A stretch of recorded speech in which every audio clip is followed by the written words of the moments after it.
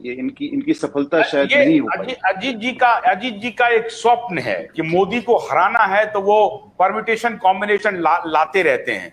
तो कभी वो नीतीश जी में जयप्रकाश ढूंढने लगते हैं, खड़गे जी में, अभी जैसा अरुण जी ने कहा कि खड़गे जी को मान्यता मिल सकती है। अरे मान्यता जनता देगी, जनता दे सकती है, लेकिन गांधी फैमिली नहीं देगा। और भावेश जी की बात से ऐसा लगता है कि गांधी फैमिली तो देने के लिए तैयार नहीं है। मनिंद्र जी और संगीत जी थोड़ा आप अपनी प्रतिक्रिया दे दें कि क्या ये जो ऑल्टरनेट अजीत जी ने सुझाया है, क्योंकि वो सोचते रहते हैं कि कोई ना कोई तो मोदी जी को हरा दे। अजीत जी का भी एजेंडा है मोदी जी को हरा दे। इनको इसको एजेंडा के तहत नहीं, ये पॉलिटिकल लॉजिस्ट के तरह ये सोचते हैं कि क्या कारण हुआ जो हार गया मोदी, कम से कम ये विश्लेषण करने के लिए इनको मिलेगा। तो ये जो इन्होंने दो फार्मूला दिया कि खड़गे को प्रधानमंत्री स्वीकार कर लिया जाए और एक सिंबल पर चुनाव हो जाए, तो संगीत जी ऐसा हो सकता है? भावेश जी ने कहा बिल्कुल नहीं हो सकता, दोनों नहीं होगा। आज के डिस्कशन में एक चीज जिसकी बात नहीं हुई वो कि मुद्दे क्या हैं। 2019 की बात मैं भी करने वाला था। उस समय मुझे लगता है कि बीजेपी के गवर्नमेंट में थोड़ी सी ज्यादा नर्वसनेस थी। राफेल डील पे बहुत जोरदार शोर मच रहा था, सुप्रीम कोर्ट का डिसीजन आने वाला था, लेकिन ऑब्वियसली मतलब बीजेपी को पता नहीं था उस समय कि क्या होने वाला है। और वो जो मीटिंग हुई थी 18 पॉलिटिकल पार्टीज की कलकत्ता में, उसमें वो काफी बड़ा एक लग रहा था कि सब लोग जुट रहे हैं, कुछ भी हो सकता है। अभी हमको लगता है कि थोड़ा सा कॉन्फिडेंस ज्यादा है बीजेपी में 2019 के बाद। और मुद्दे क्या है मुझे नहीं पता चल रहा है, मतलब कौन सा ऐसा ज्वलंत इशू उभरेगा अभी से लेके अगले। कॉमन सिविल कोड आ जाएगा, कॉमन सिविल कोड आ जाना है, राम मंदिर बन जाना है, उसके बाद मुद्दे कौन से रहेंगे सबको पता है।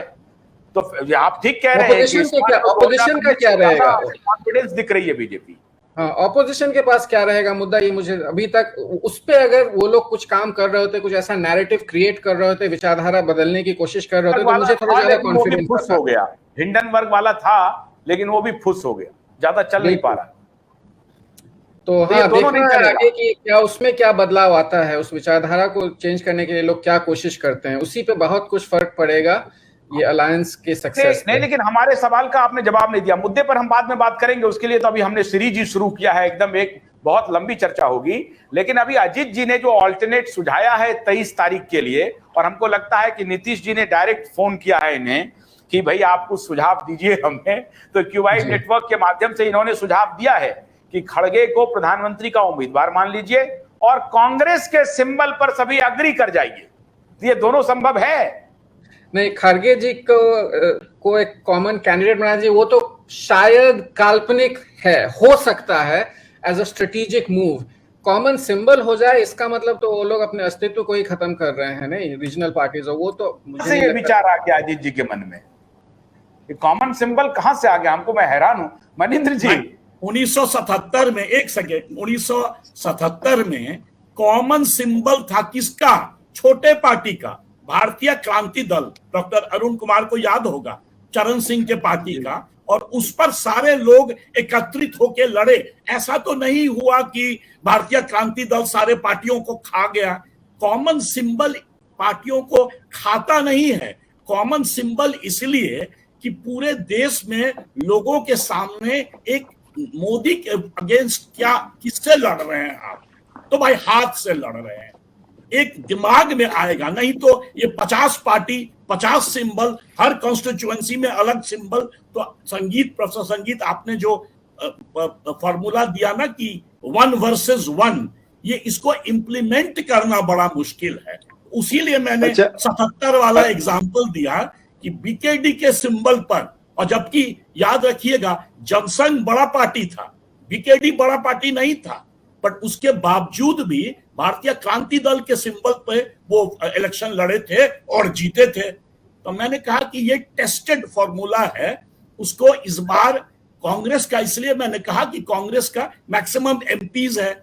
और दूसरा और भी इंपॉर्टेंट, भवेश ने जो पॉइंट आउट किया कि कांग्रेस का एक प्रेजेंस है पूरे देश में, वो शायद बिखरा हुआ है, पर है, लोगों के दिमाग में है कि भाई हाथ जो है एक, मतलब इट्स अ प्रोमिनेंट सिंबल। तो इसीलिए मैंने कहा।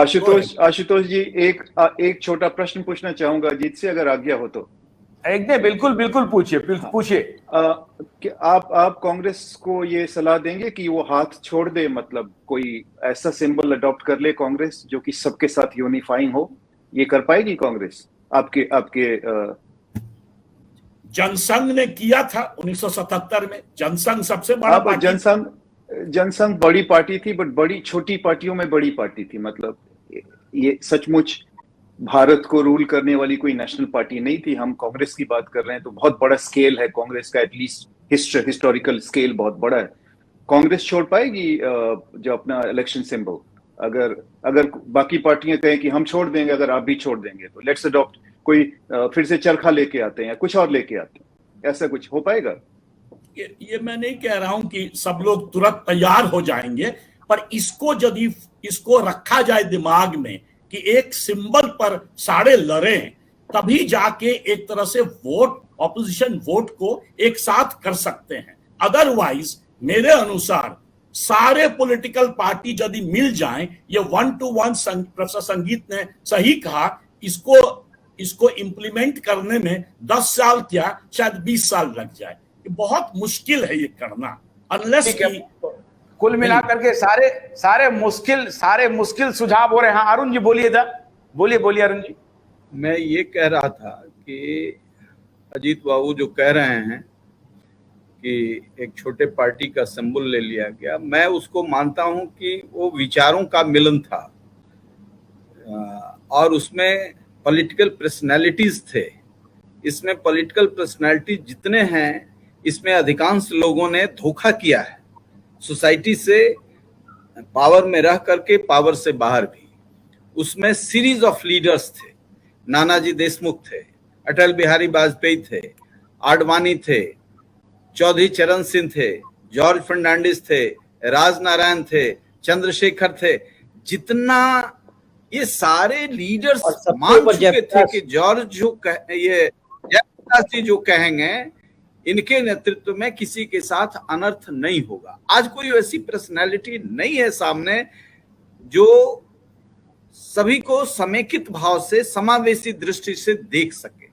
इसका कोई अभाव है, ये कालखंड। अरुण जी, दिल्ली का जो लुटियंस जोन है, और ये अब मैं थोड़ा एक्यूज करता हूं जरा अजीत जी को, ये लुटियंस अंग्रेजी जर्नलिस्ट जो है, ये ड्रीम वही करते हैं। नानाजी देशमुख का और चंद्रशेखर का और चरण सिंह का, अटल बिहारी वाजपेयी का, अलग अलग आइडियोलॉजी के लोग जरूर थे, लेकिन हर आइडियोलॉजी में, अलग अलग आइडियोलॉजी में रहने के बावजूद उनकी जो अपनी व्यक्तित्व था वो बहुत जबरदस्त था, बहुत इम्पेकेबल था।